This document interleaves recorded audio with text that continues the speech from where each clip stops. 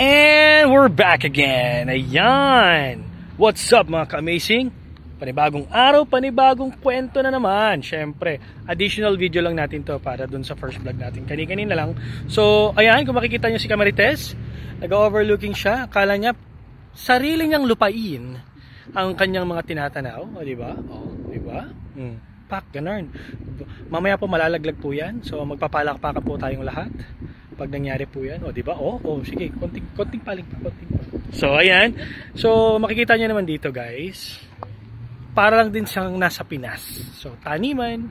But they are only doing this thing during winter, if I'm not mistaken. Kasi kapag summer, iba yung mga araw, iba yung lupa, iba yung humid, tsaka yung init na nanggagaling underground.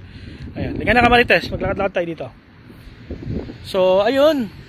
Yan po yung Hatta Hall, which they are conducting, and dyan po sila nagkakaroon ng event for the Honeybee Festival.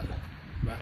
Hindi ako gaano masyado makapag-vlog dun sa loob kasi puro local people, and local people, they are very strict when it comes to video, photography, media, and social media. Siyempre, kasi privacy. Diba? Hindi kasi sila kagaya nating mga Camarites at nagmamarites. Hindi sila kagaya ng mga Pinoy, di ba? So, oops, baka may mga tatamaan diyan. Pag tinamaan ka, tabi-tabi po ang tamaan, kayo 'yon. So, ayan, totoo naman. So, dito kasi sa UAE or Middle East or Arab country, they have a lot of restrictions.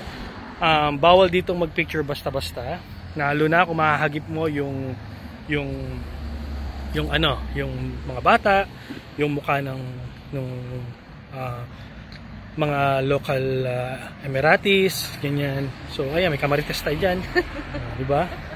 So, ayan, that's the Hatta Hall. And when you see that mountain, yes, downside niya, nandun po yung honey bee garden nila, which is doon nila kinakandak or doon nila kinukuha yung mga product nila na ginagawa nilang honey. Literal na honey po. Ito yan. Pakita ko sa inyo. Ayan. So this is their events. Hatta Honey Festival in Hatta Hall, 27 to 31 AM till 10 PM. So ayun, kitang-kita nyo naman yung Hatta, di ba? So ayan, nag-additional lang tayo. So request kasi ni Camarites. Kaya babalik na rin kami maya doon. At dito naman kami mag-iikot-ikot. At para sa second set, kala mo banda, kala mo mga artista. Feeling mga artista kami dito sa abroad. So, pero isa lang po kaming artista dito sa Dubai. Oh, talaga naman. Pero naka-mascot. Yun naman pala. Diba? Nagsalita na po siya, mga kapatid. Mag-ingat po kayo. Masyado po madaldal yan.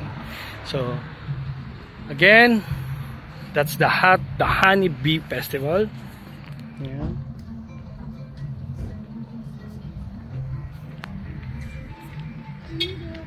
So again, just follow, subscribe, and share our videos for more ka-amazing and thrilling videos. Bye!